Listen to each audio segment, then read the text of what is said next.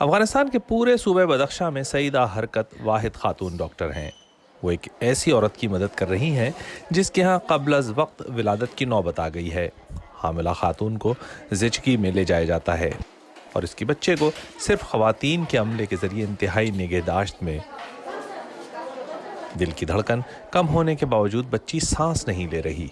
آدھے گھنٹے کی شدید کوششوں کے بعد اس کی حالت سنبھل گئی ہے، لیکن صرف ایک دن بعد، اس سے پہلے کہ اس کا نام رکھا جا سکے، اس کی حالت پھر خراب ہوئی اور طبی عملہ اسے بچا نہیں پایا۔ مقامی ڈاکٹروں کے مطابق طالبان کی حکومت بننے کے 1 سال بعد نومولود بچوں کی اموات اور بدخشاں میں حمل ضائع ہونے کی شرح تقریباً دگنی ہو گئی ہے۔ یہ شمال مشرقی صوبہ 2 لاکھ لوگوں سے زیادہ کا گھر ہے، لیکن اس علاقے میں صرف 1 خاتون ڈاکٹر اور 5 نرسیں ہیں۔ سڑکوں کی حالت بہت خراب ہے اور حاملہ خواتین کے لیے ایک بڑا مسئلہ بھی، جو کسی ہنگامی حالت میں ضروری طبی مدد حاصل کرنا دشوار کر دیتا ہے۔ شیر بہادر کی بہن زرنم کو لوٹا دیا گیا۔ وہ 2 طبی سہولیات تک گئی اور تیسرے اسپتال کے راستے میں ہی دم توڑ گئی۔ شیر بہادر نے اپنی بھانجی کو لے لیا ہے، اس کے والد ایران میں کام کرتے ہیں۔ سڑک صحیح میں شد، اگر ہمارے پاس مناسب کلینک اور اچھی سڑکیں ہوتی تو میں اپنی بہن کو نہ کھوتا۔ ہسپتال بہت ہی دور تھا، اب میری بھانجی کا کیا بنے گا؟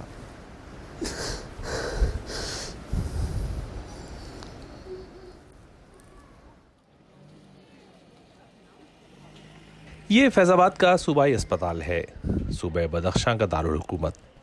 یہ کمرہ اور اس کے ساتھ والا دوسرا کمرہ بھی ان خواتین سے بھرا ہوا ہے جن کا حمل ضائع ہو گیا ہے۔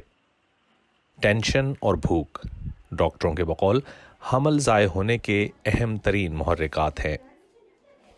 میں صبح دودھ کی چائے پیتی تھی اور دوپہر کے کھانے میں بھی چائے، اور رات کے کھانے کے لیے ہمیں پکانے اور کھانے کے لیے کچھ مل جاتا تھا۔ جس دن میرا حمل ضائع ہوا، گھر میں کھانے کے لیے کچھ بھی نہ تھا۔ میں کچھ چاول یا آٹا ادھار لینے اپنے رشتہ دار کے گھر جا رہی تھی۔ یہ ایک لمبا فاصلہ تھا اور میں بھوکی تھی۔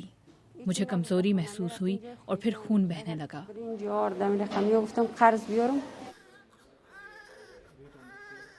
قبل اس وقت پیدا ہونے والے بچوں کی تعداد میں بھی تیزی سے اضافہ ہوا ہے۔